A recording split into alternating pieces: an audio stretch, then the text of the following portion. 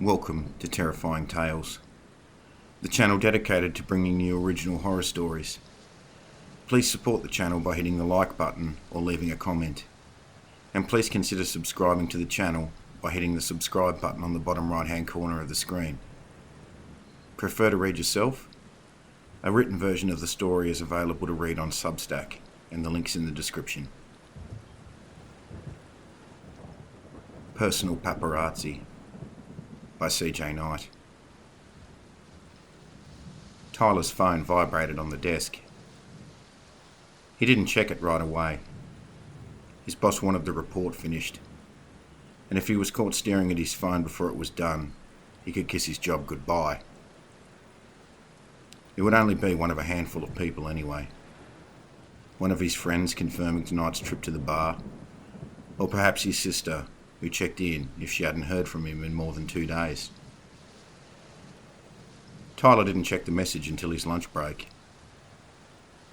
He ordered his favourite sandwich at the shop a few doors down from his office and sat in his favourite booth by the window and pulled out his phone.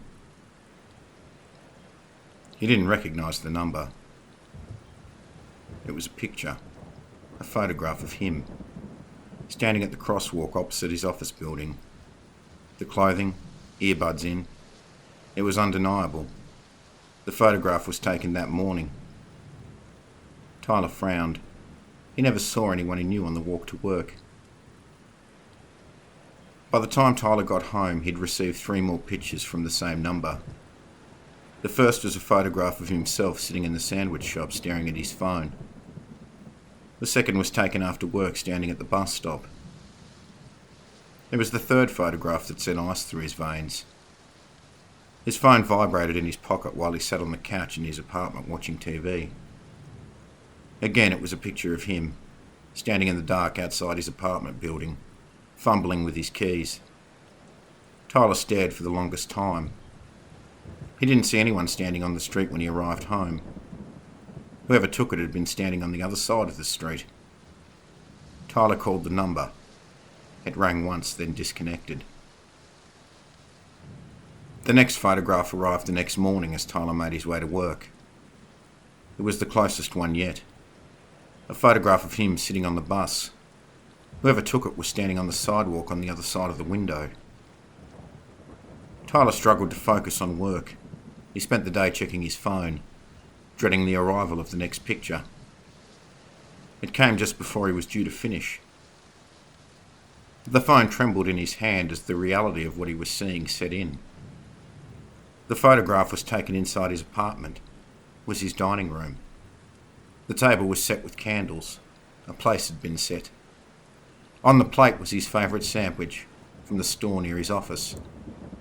He told himself it was a prank, someone he knew, messing with him.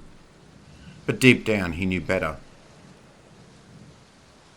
Tyler left work and caught the bus to the police station. He showed them the photographs, explained he lived alone and no one else had keys to his apartment. They asked if he'd ever received this type of harassment before. Did he have a jealous ex? Did he have enemies? They took a statement and filed a report. While this happened, a unit checked Tyler's apartment. They found the front door wide open, the sandwich on the dining table and the candles still burning. But there was no one there.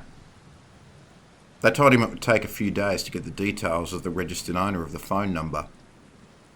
In the meantime, they told Tyler to stay somewhere else until he could get his apartment locks changed. Tyler didn't have anyone else he could stay with. His only option was a hotel. The police took Tyler back to his apartment and waited while he packed a few things. They dropped him off at a nearby hotel and promised to be in touch. Tyler paid in cash and took his things to the room.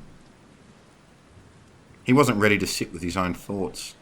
He needed to take his mind off things for a while. The cinema was nearby. As the lights dimmed, he regretted his decision. No one else was seated in the cinema when he arrived, but in the dark he could feel someone watching him. Tyler's breath caught as his phone vibrated in his pocket. It was from the number. For the first time there was a message. You're just like all the others.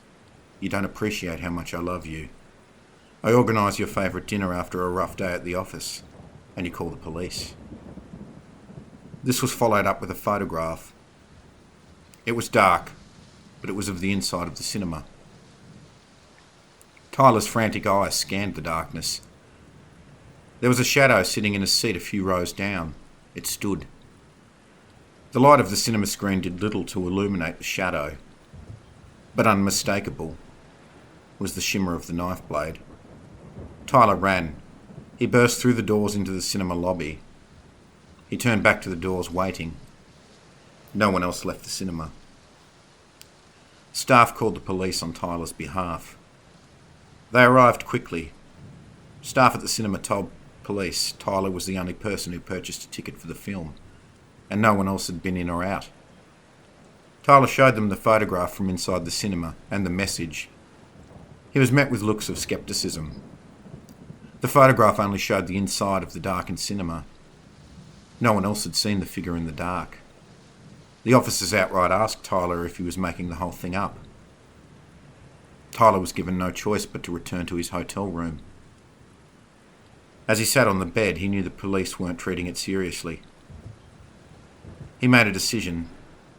He took out his phone and began typing. "I'm sorry. I never meant to lead you on, but I don't feel the same way you do." Tyler hit send. The response was immediate. Just an emoji of a broken heart. Tyler woke the next morning to no new messages. He went to work for the day. No new messages. He still went through with changing the locks on the apartment, just to be safe. Tyler relaxed a little more as each day passed without a new message. After a week, he wasn't losing sleep anymore. He was, however, still on edge enough to wake to the vibration of his phone at 3 a.m. His heart dropped in his chest. It was from the number, and it was a photograph. Tyler froze. It was of the inside of his bedroom, of him sleeping soundly in his bed. The mattress shifted beside him. The voice of a woman, no louder than a whisper. "I'll always love you. This way I can have you." The blade of the knife caught the light of the phone screen as it came down.